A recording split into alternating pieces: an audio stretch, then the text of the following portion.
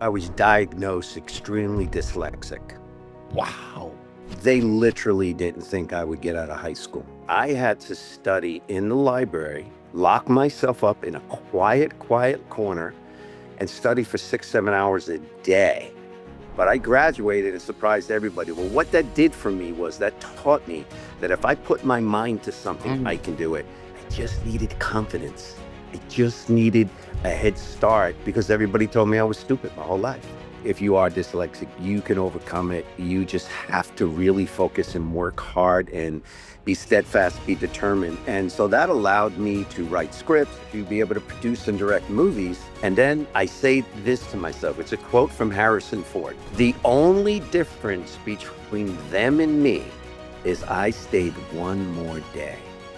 And I keep that close to my heart and everybody else out there, because tomorrow can change your life in an incredible, abundant way. If you love what you do, you'll never work a day in your life. In the last 33 years in this business, I haven't worked. I just played and do what I love to do. Get around in this universe and enjoy your life. Be true to yourself.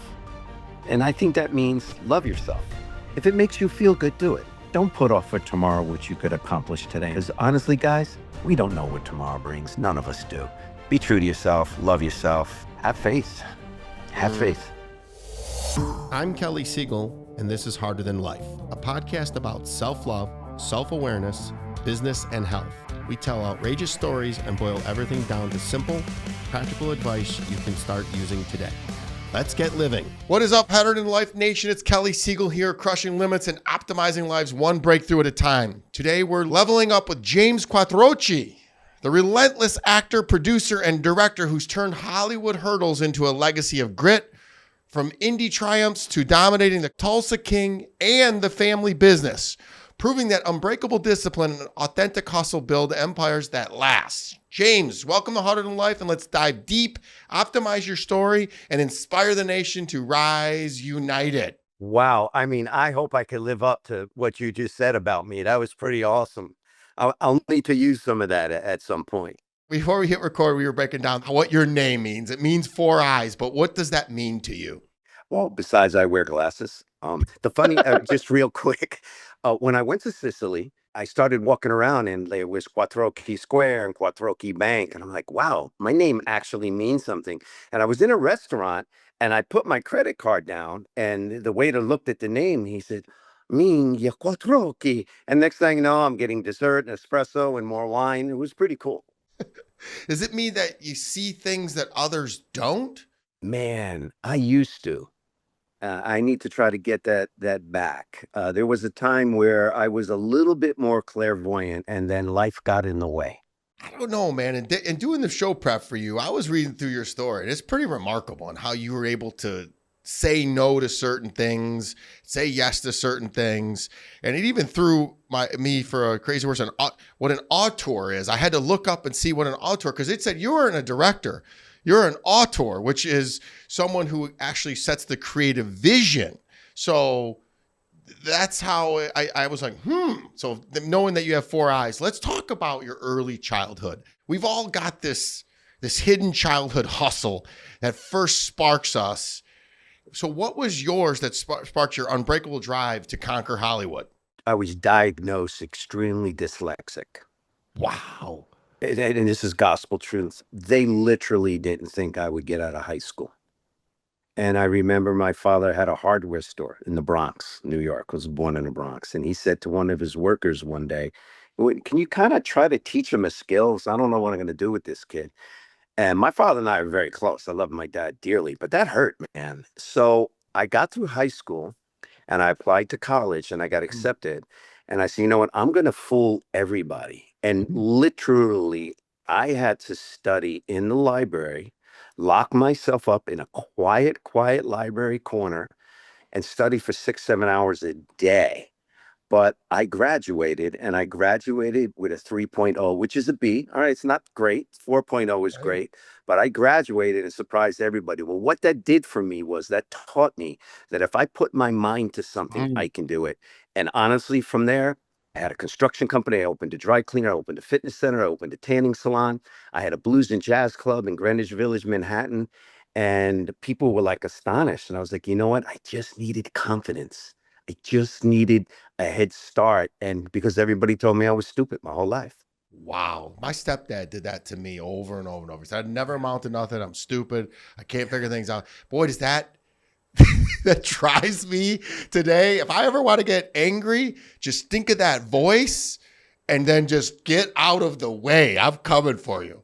You know, and you surprised me with this question. I had no idea we were going to talk about dyslexia. But guys, if you are dyslexic, you can overcome it. You just have to really focus and work hard and be steadfast, be determined. And so that allowed me to write scripts. It allowed me to learn. When I did Young and the Restless, I had 20, 25 pages of dialogue a day. And I was able to get through it. And then to be able to produce and direct movies. And so I consider myself no longer dyslexic. Well, James, you can say anything you want, but all we ever trying to do is we're just trying to pay it forward. I want to make sure that the listeners get something. It's not necessarily just entertainment. This is that they could take something away from it. And that 5 minutes in is a bomb. Like, you can overcome anything. You can be on Tulsa King too. Ah, yes, Congratulations on that, by the way, sir. I literally love Tulsa King. Who knew that Sylvester Stallone at 142 years old could be a star again? Well, he's 79 as of July 6th. I'm on set with him. He runs around like a teenager. He's got bigger biceps than me, which pisses me off. He does it all. He directs, he writes, he produces, he acts. And he's extremely kind, extremely professional. And he's got the #1 show on cable. I mean, go figure. It's unbelievable. But wait a minute, you look young as can be too. So you must be doing something. How are you keeping yourself looking all young and svelte? I think it's the Italian genes and definitely the red wine. The red wine. All right, so let's talk about this making choices. So how did dumping early acting gigs? So what you say yes to, you're actually saying no to other things. So how did dumping early acting gigs for producing reshape your mindset on owning your narrative? When the universe opened up to me and it just presented directing, writing, producing to me, the first time I ever produced a movie, it was the most frightening thing I ever did because I borrowed money from friends and family. And for people who know me, they know if I borrow money from you, I have to pay it back. I have to pay it back. It's personal. It's religious for me. I produced my first movie. It was the most frightening thing in the world. It was with the Green Book people, the people that made Green Book. I've made 5 movies with them now. Oh, that's so good. That book was so good. Yeah. And Nick Vallelonga and my dad and his dad, Tony DeLip, in Green Book, grew up with my dad in the Bronx. And we were all on Goodfellas, where I got my SAG card. And that's how we all met. Nick and I became friends, and I started producing movies with him. So we produced that movie together in 1994, most frightening thing I ever did. 1998, 2 other friends came to me, said, let's make a movie. I go, no, I don't ever want to make another movie again. Since then, I've made 21 and directed 10, but they convinced me. And I'll just tell you a very quick story. I wrote the screenplay in 12 days with a buddy. And when I wrote in Fade to Black, I don't know what it was. You talked about, did you have vision? Did you have things when you were younger? This energy overcame me and I started crying, like Nice. for no reason. And I'm like, what is going on? And my buddy looked at me and goes, are you okay? I go, yeah, bro, I'm okay. And then I swear to you, as I talk to you, as God is my witness, I heard a voice. And we've all had that. You get that little intuition voice. You hear it in your ears. Like, what, did someone just say something to me? And it said, you have to direct this movie. So I looked at my friend and I said, I have to direct this movie. And he goes, bro, what do you know about directing? I go, absolutely nothing. Absolutely nothing. But I know I have to do it. And that was the start of my directing career. Martin Scorsese started my acting career. So to answer your question that you asked, because I was behind the camera and directing and producing and writing, it gave me the strength or the wisdom to be able to say no. Now, one funny story is my agent called me and she said, I have a guest star for you to read on CBS. And it's an arc. It's recurring. I go, you kidding me? She says, yes. And I said, well, what's the character? She goes, well, he's a janitor in his school. I'm like, I could play janitor. And she says, yeah. And at night, he's a male stripper. I said, what? Yeah, and you have to, do you mind wearing a G-string? And I said, you serious? He said, yes. I said, honey, no one on this planet wants to see me ever in a G-string. So I turned it down. And those are the kind of crazy things that I would get from my agent, my manager. And I would go, nah, I'm going to pass on this one. We'll get something better. James, you said the universe opened up. I'm detecting a spirituality out of you. Dig into that a little Yeah. more. Bear it all for us. When I moved to California, it was very lonely. I literally did not know a soul when I first moved out there. And I left this Italian family, and, there was food on the table, and, I had no problem with finances. And then you're out there, and it's like, oh my God, I'm starting to burn through some money here. I haven't worked in a year, almost 2 years. I need to get a job. So I started waiting tables. And I started reading the Bible because I was lonely. Oh, here And we then go. after that, I started meditating, and I went to school, teachers training, to be able to teach yoga. I became a yoga instructor. And I just learned about affirmation and putting stuff out, positive thoughts, no negative thoughts into the universe, because what you put out there comes back at you, according to philosophy. Remarkable. And I started just really on a more positive tear. That doesn't mean I don't get negative, but I tend to catch myself now and say, oh, I got to stop that. That's wrong. Right. And I would envision, almost like daydream, like envision seeing myself working on the set, seeing myself on that. Listen, when I saw Tulsa King first season, I said to myself, I really want to be on the show. And my agent called me. I read for 4 characters. They gave me the biggest one. The same week I read for Blue Bloods. I got Blue Bloods. Wow. And I'll tell you about how I really believe what you put out there, and that intuition you're talking about. Do you remember the Elian Gonzalez story? No. All right. Elian was a kid whose mother put him in a tire tube in Cuba, and she was in a boat, but she didn't survive. And they came from Cuba to America. And I'm not making it, the dolphins pushed him to shore. Yeah, I do remember this now. I was in Florida when that happened, when Janet Reno and Clinton gave Janet Reno the okay, and they broke into the house and they kidnapped this kid and they brought him back to Cuba. This kid that made it all the way past the sharks and by some miracle made it to America. And I was watching it. It was Easter Sunday. I was watching it at my sister's house. And just again, that voice, I said, they're going to make this into a movie. And I'm going to play that guy. I played Donato the fisherman. So I was back in New York, and 2 weeks went by. Man, Fox, 20th Century Fox jumped on this movie of the week really fast. It was 2 weeks. Agent calls me, you got a reading for Donato for Elian Gonzalez story. I'm like, that voice again. I had to go back to LA. I went to a producer session. It was like 20 people in the room, the head of Fox, everybody. And yeah, it's a little nerve wracking, by the way, especially early in your career. It's like, oh my God, I'm in front of the network, right? I'm in front of the network. I did the audition and I nailed it. If I sucked on the audition, I would just walk out with my tail between my legs and say thank you and left. But I know I nailed this audition. And I went to leave and I stopped and I turned around and I looked at everybody and they were like, oh boy, here's another actor. And I said, I saw this on the news Easter Sunday when they did this. And I said to myself, they're going to make this into a movie the weekend. I'm going to play that guy. Thank you very much. And I left the room. And the next morning, my agent called me and said, they loved you. They booked you. So I got to play Donato the fisherman. I feel an energy with you. They just, and the funny thing about it to my listeners, I'm starting to sense a common theme about spirituality. Everybody's meditating now. Everybody. I haven't missed a day this year. I thought it was the weirdest thing. And all it does, the days that I miss, I haven't this year, but if I do last year, I feel off. It's like a pruning thing for me. Just a 10-minute guided meditation.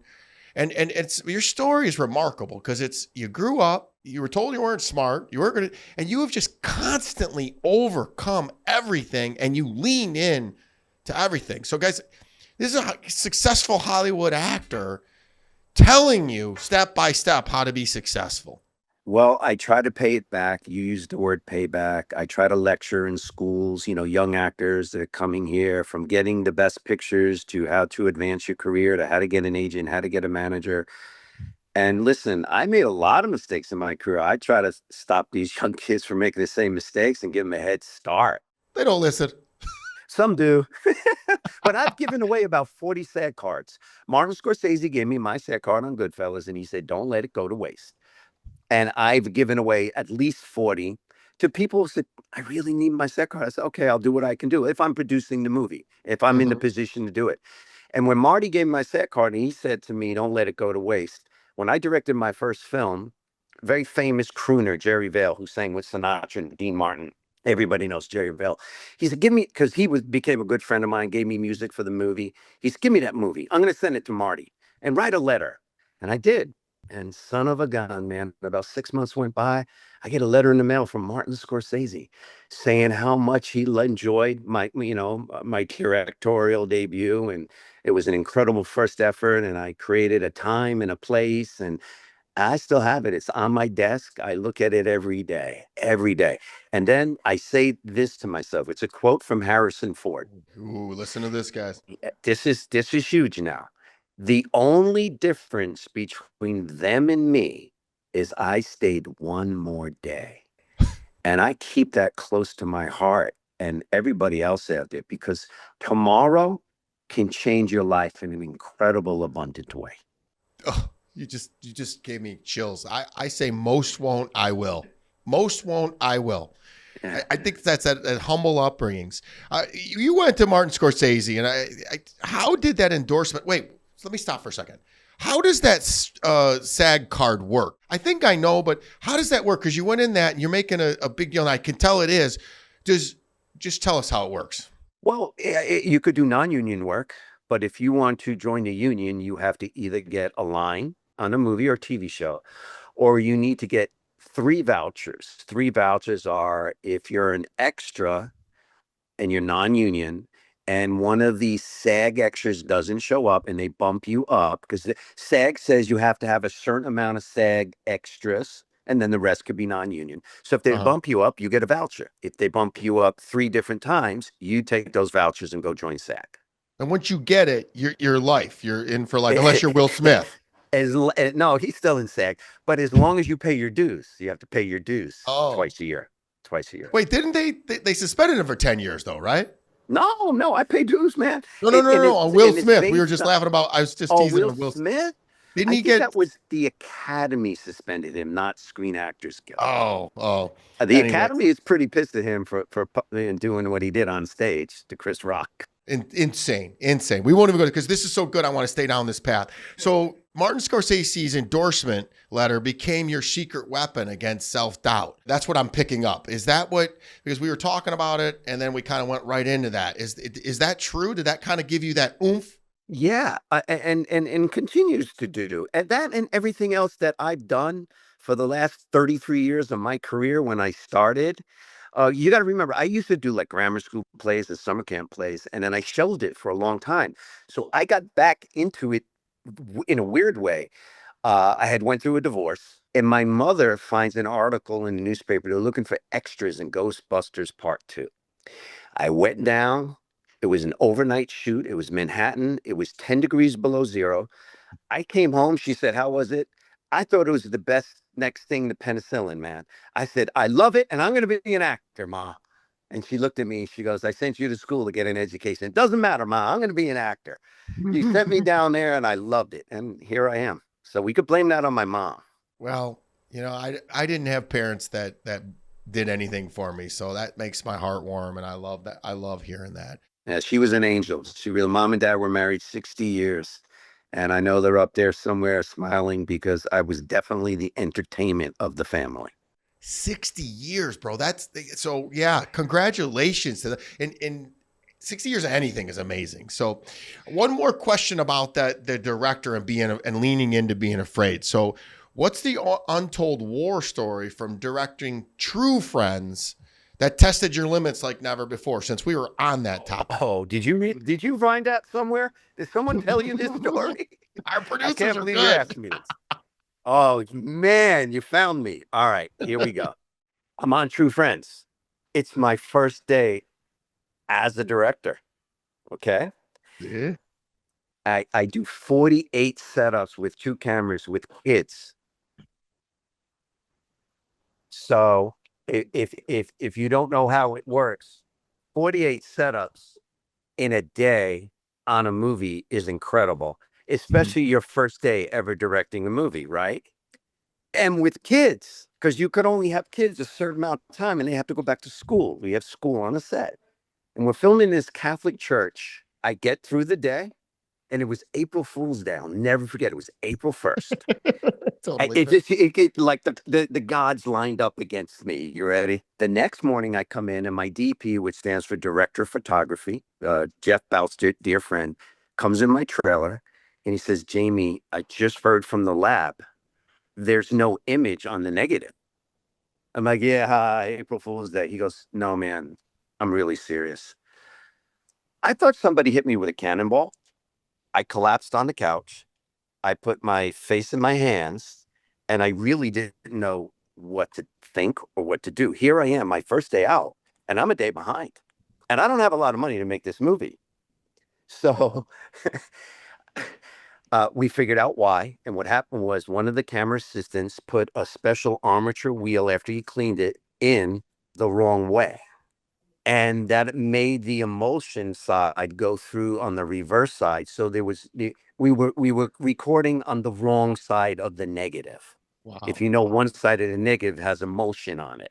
And so I had to go to the sister who ran the church and plead with her to give me another day and explain to her what happened. She was so gracious. She's no charge. You could have as much time as you need. So that tried my directing skills more than anything, because again, day one, I'm a day behind, and again, we have limited funds to make this small independent film called True Friends. Are you surprised that it was hard? Isn't everything good hard? You know what? It does make you better. It does make you better when you overcome something like this. I can do anything now. Dad, throw it at me. Give it to me. I can deal with it. Ah, man, you just hit me right in the gut because that's true. When it gets hard, that's just when I start. It's like, let's go. If it's easy, I'm like, whatever. So the harder the better. Let's lighten it up a little bit. Have a little fun with you. So, what's the most ridiculous on-set blooper with a big star like Michael Madsen? Which, by the way, didn't he just recently pass away? Yeah, Michael That's passed away sad. about 2 weeks ago. I put him in 2 movies. He was incredible. You had to pay him with cash in a paper bag. You're kidding He me. was a character. Oh no, I didn't make that up. But he was the sweetheart on the set, man. He really, really liked me. And he talks like this, Jamie, come on, let's do another movie. I need a job. He had that deep voice. And listen, he was a star. I mean, Quentin Tarantino loves him. Quentin puts him in everything. So let's switch over to Tulsa King because that's what you're promoting right now. And congratulations on the Emmy. I absolutely love it. I never miss it. So, how has co starring on the Tulsa King rewritten your rules for freedom and happiness? Oh, it allows me a little bit more financial freedom. The funny thing is you were talking about happiness. It was stressful because at the same time I'm doing Tulsa King in Atlanta, I'm doing the family business in Los Angeles, and I've got to fly every week back and forth. And what my agents and managers and I have a great team, but we were all stressed out about is what happens if the days overlap? Like, what do you do? Do you do family business or do you do Tulsa King? And you're going to upset one or the other. Thank God that did not happen, but it was stressful. As far as freedom, you know what? I'll give you this. Blue Bloods, Tulsa King, and Family Business in the last 2 seasons have opened the doors for me. And now, the show's nominated for an Emmy, so that's huge. It's second year in a row where people are calling and they're inquiring, is he available? Would he do this? Would he do that? So to answer your question, the caliber of Blue Bloods, Tulsa King, and Family Business opened up the doors, and so they gave me a lot of freedom, a lot of creative freedom to pick and choose what I really want to do. What I really want to do right now, I want to play an undercover detective on a 1 hour dramatic show on network, but something really cool with a lot of depth and a lot of conflict. But you just put it out in the universe, so it's going to happen. I would never Well, top you're going to you, help man. it. You're going to help it because I'm on I this great podcast with you. I always say money doesn't make you happy, but happiness will make you money. So Denzel Washington has a quote for you. He says, "Money doesn't buy happiness, but it really is a heck of a down payment." And I think it's hey, that's Denzel, not me. That's exactly what you just said. That's basically leads into what you just said. Oh, that's freaking funny. Yeah. We'll just get some personal stuff. So, I mean, not personal, it's family. So, how did fatherhood during All In's production force you to optimize your life beyond the set? Because we didn't really talk about your family yet. Mike Madsen was in that movie. We had Dominic Swain, had my friend Lou Gossett Jr. Lou Gossett Mm. was in the movie, and I mean, he's passed away too, but he was one of the kindest, most incredible actor. And so I put Lou in two movies, and I became very friendly with him. We got very close. He was a really good man. So, I think during that time you had did you have a baby, or what was going on in your family? There's something that I wrote down in here about fatherhood for you. Were you juggling something, or what was going on there? Was something difficult? Man, you do great research. My mom had to have open heart surgery. Okay. So I literally got off the set, jumped on the plane, landed. I remember I had to get a haircut and run to the hospital, and I fell asleep in a barber's chair. Mm. Literally fell asleep. It's like when the haircut was over, they woke me up. Went in, saw mom. She was wonderful. She did great. And I stayed home for 2 or 3 weeks. I helped change the bandages and clean everything up and really, nurse her. My dad would have his hands full doing that. So I stayed and helped out. So besides that, there's one more other story. We were filming in a casino, and I was kind of sabotaged by the casino management. They made up some what kind of story, and they said you can't film on the main floor anymore because you did this and that wrong. We didn't do anything wrong. So I said, I have to finish the movie. Well, you could have the banquet room upstairs. So I literally got home from set at 7 in the morning, got the phone call, back on set in the casino at 10 a.m. And I had to create a casino in a banquet room or make it look like a casino in 10 hours. And we did it. We did it. Man, you literally are the definition of harder than life. You overcome adversity like it's nothing. I wish I would have had a question that would be like something simple and easy. Oh, that was easy. But it's just remarkable. I want people to understand this is a Hollywood actor, successful, that just keeps telling you that life keeps throwing him lemons and he's making lemonade over and over and over again. But you don't go as far as you've gone without some sort of betrayal. So, what lesser known betrayal in the industry taught you the power of radical accountability? Oh, listen, man. I've made movies with people and we've had a falling out. They've literally said to me, "I'm gonna make sure you never work in this town again." I'm like, "Did you just say that?" It's so cliche. Um, there was another crazy guy. I'm not going to mention his name, but he introduced me to Kevin and Sam Sorbo. He says, and I went for an interview. And Kevin, by the way, was Hercules on the Hercules series, if you Uh-huh. remember. He was phenomenal actor, writer, and great director. So I interview with Kevin, and it went great. And he hires me to produce a movie called Let There Be Light, a faith-based movie. I've done 3 faith-based movies with Kevin Sorbo. On the set, the guy that introduced me to him, and he was from Alabama. And he said, well, are you going to give me a producer credit? I said, that's not up to me. That's up to the Sorbos. So I asked the Sorbos. They said, no, he made a phone call. I said, all right, I got to give him a job. I got to give him a job. So I give this guy a job. And I say, okay, well, listen, you got to get here. You're going to do this, that, and the other thing. And he comes in, he hands me a bag of receipts. I go, what's this? He goes, well, to get here, I had to put gas in the car, lunch, whatever. I said, all right. I handed the bag of receipts into accounting. And accounting calls me in the office like, I don't know, a half hour later. And they're like, did you okay this? And no, I didn't okay anything. I needed you to go through it. It was like there was like receipts for, an auto parts store for 6 months prior and Home Depot for like 9 months ago for wood. And I pulled the kid aside. I said, you got to be kidding me, right? Like, you can't do this.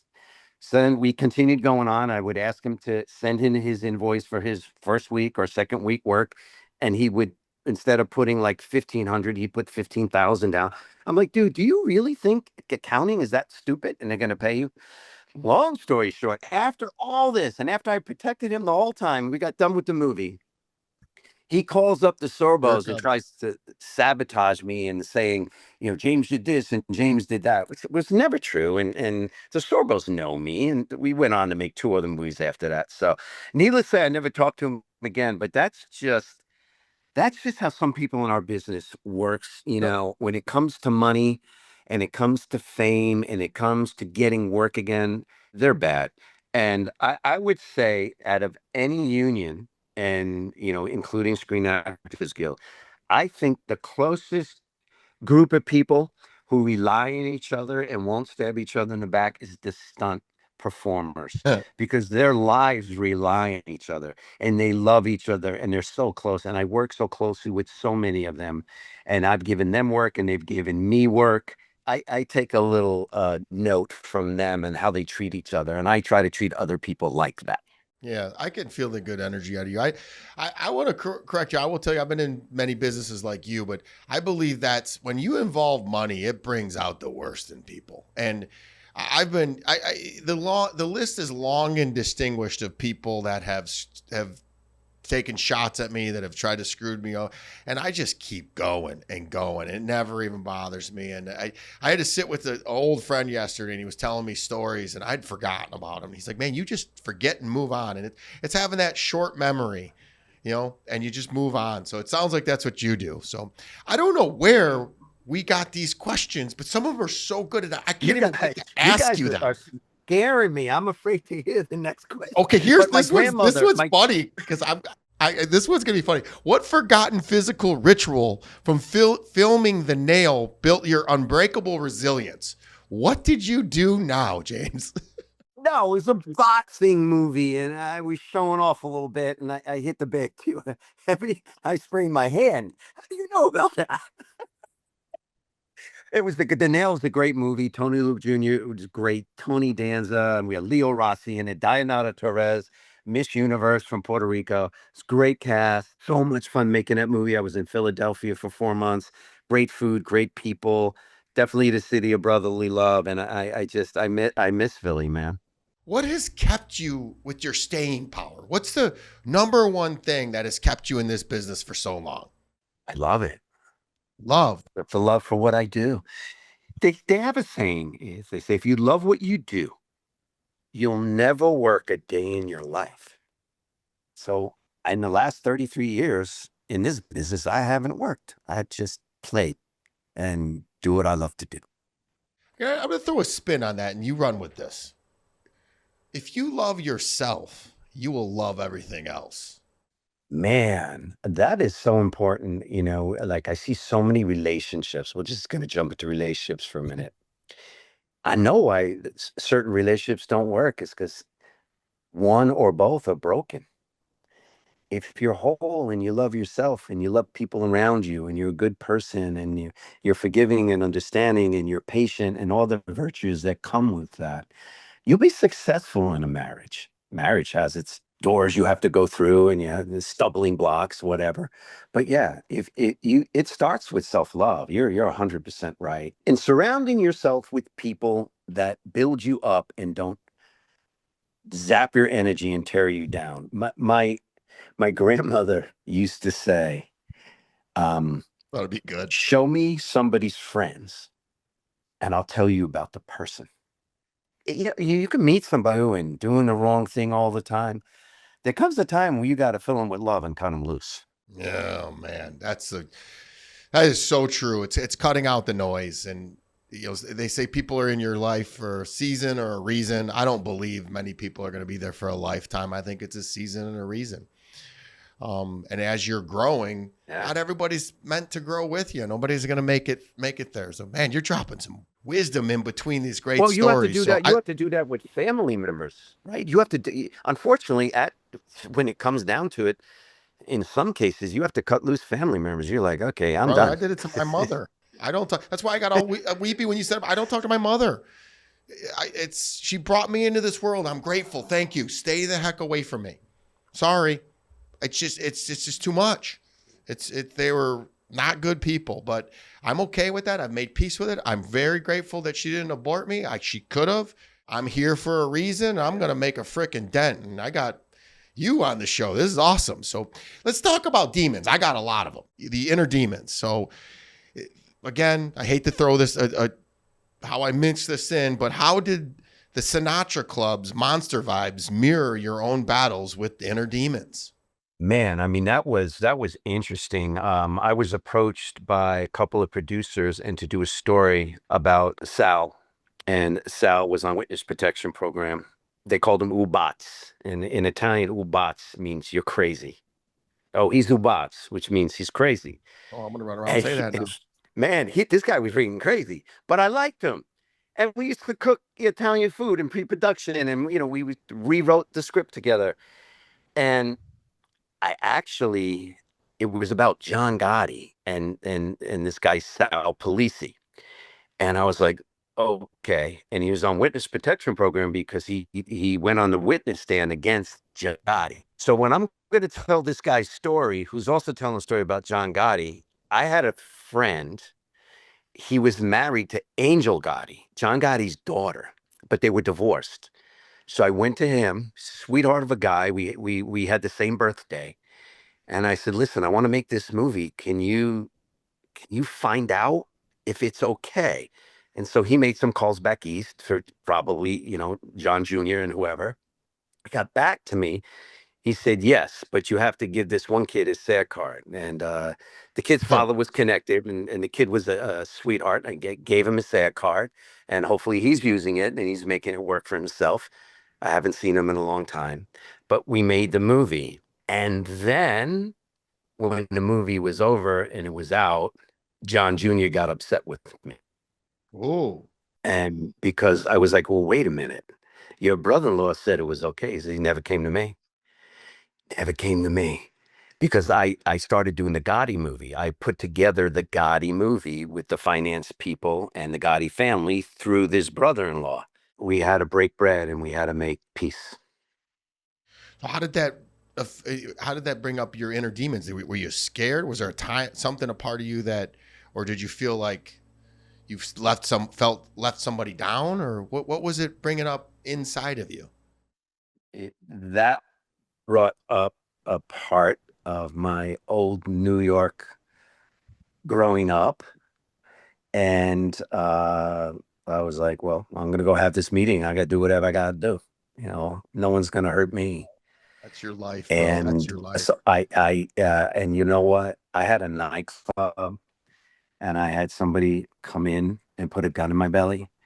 Because he needed help. His friend needed help. And I guess I had a crowded nightclub. It was full.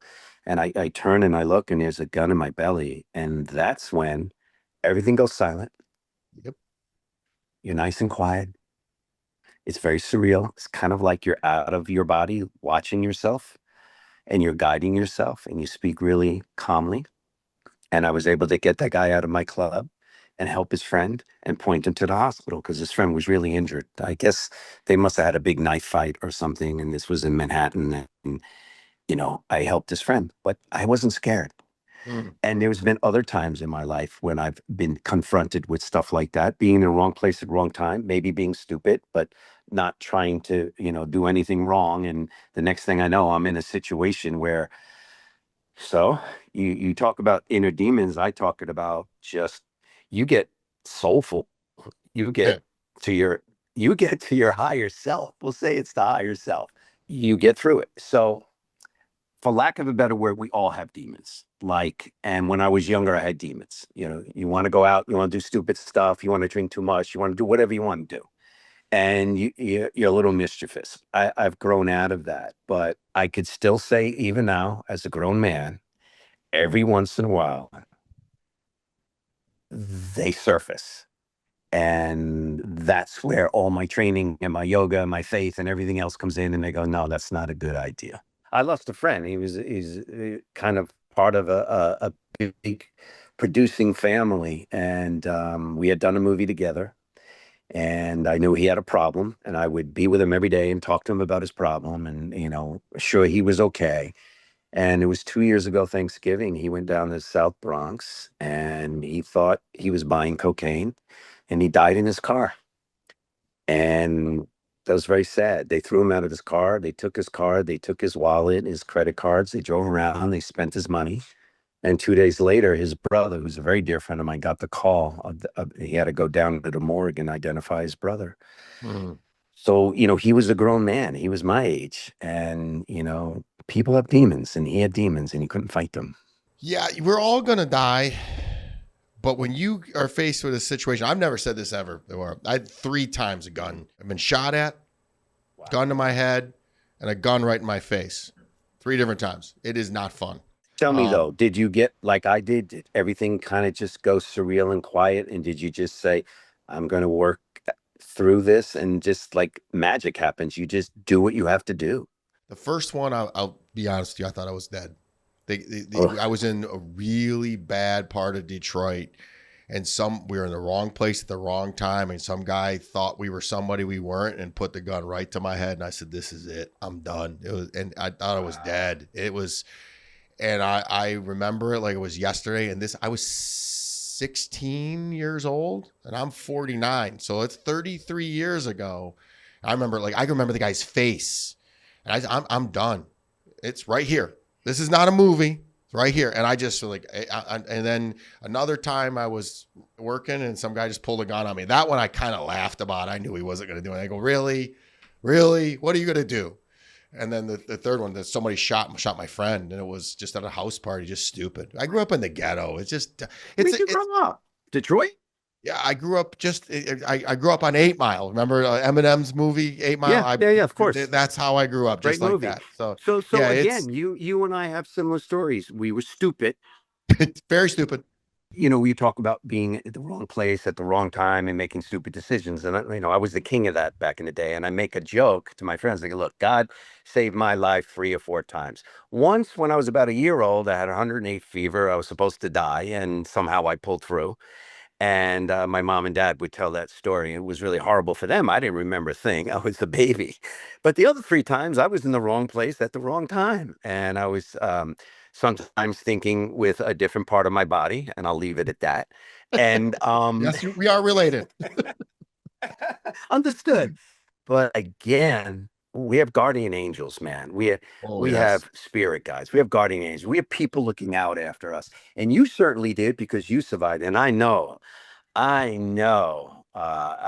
it wasn't me. I know it was some divine intervention that pulled me through some of those dangerous locations and those dangerous moments. And, down to owning a nightclub. Next thing I know, some guy's got a gun in my belly. And I'm like, oh, wow, I did not plan this evening. One more, I got my head shaken because I just left Palm Springs. I had to go speaking engagement for the Freedom Festival. And I got something here that says, what's the absurd fan encounter from your Palm Springs Film Festival days that had you laughing off rejection like a boss? Do tell. It wasn't the Palm Springs one. That went well. Santa Barbara went well. And that was Kingdom of the Blind, by the way. That was the hardest movie I ever made. That was 1994's movie. And I swore I'd never make another one. I did a movie with a very beautiful playmate. We had a relationship in the movie. And that was 93. So just do the math. I graduated high school. I remember it. Still get emails from people wondering what it was like to make love to her in the movie. Now, how do I answer that? Knucklehead, it's a movie. We didn't do it. We made believe we did it, and I would get fan mail from people, and they were really, she was gorgeous. So they were like, tell us more about, her. I don't want to mention her name. It's not fair. Tell us about her. Tell her what she looked. What did she look like naked? I'm like, what is wrong with these people? But that's what I would say, because back in the, 94, 93 was about the same time. That would be the rejection. That would be the craziest fan thing I ever got. That's funny. Totally off script. What's your take on AI and how it's going to impact the film industry going forward? Are you looking forward to it? Are you afraid? What is your take? Well, I'll put it this way. When I go in a grocery store now and I have to check myself out on a computer, or I go to the airport and there's no one to help me and I have to check myself out on a computer, I am nervous of what the future of AI is going to bring. Now, for medical reasons and fixing people and making people survive, yeah, great. Other industries, it's going to replace human jobs. Like, are we all out to just replace humans everywhere? And as far as what you said, the entertainment industry, they could create your likeness, they can create your voice. I literally was offered a job, I think it was from Apple, and they wanted to give me $200 to be able to use my voice in perpetuity. $200. $200. $200. I've spent that on dinner easy. $200. You're not using my voice in perpetuity for $200. There may be a price on that, by the way, and with parameters, but not $200. But so AI can do it all.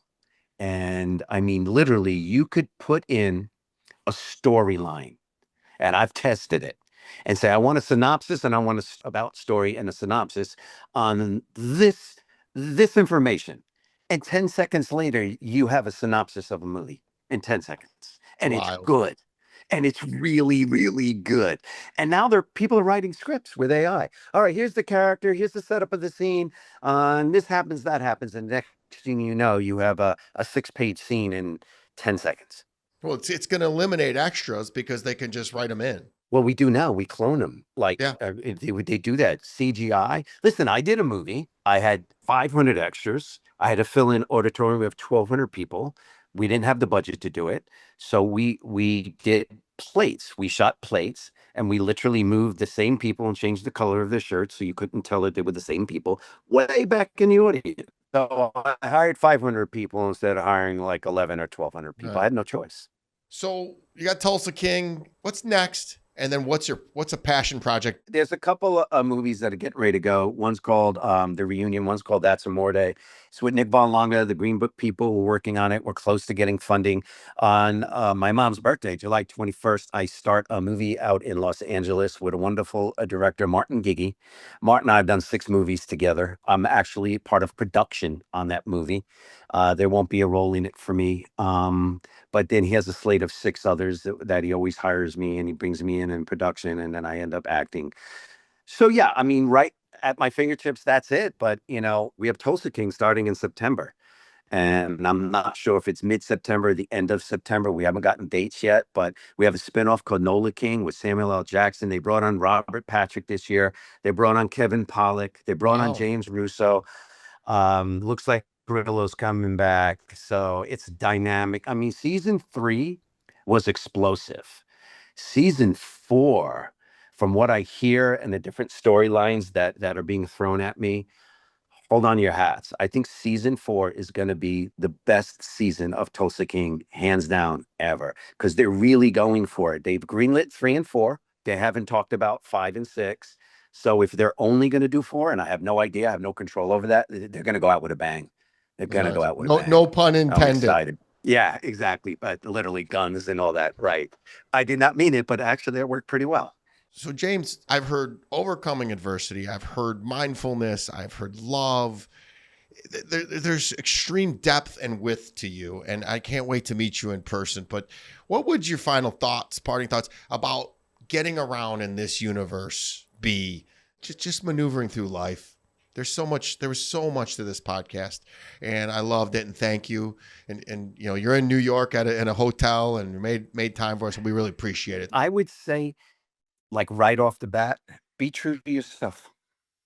I'll leave you with that. To get around in this universe and enjoy your life, be true to yourself.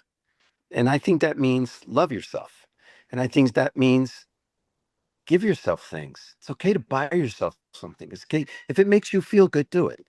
Don't put off for tomorrow what you could accomplish today and what you could do today. Because honestly, guys, we don't know what tomorrow brings. None of us do. Be true to yourself, love yourself, and I'm sorry, I'm going to say it. Have faith. Have faith. Faith over fear, be harder than life. Brother, this has been amazing. You got a new friend of me, a new fan of me. I'm going to literally go watch so many of your movies tonight because I'm not a big TV guy.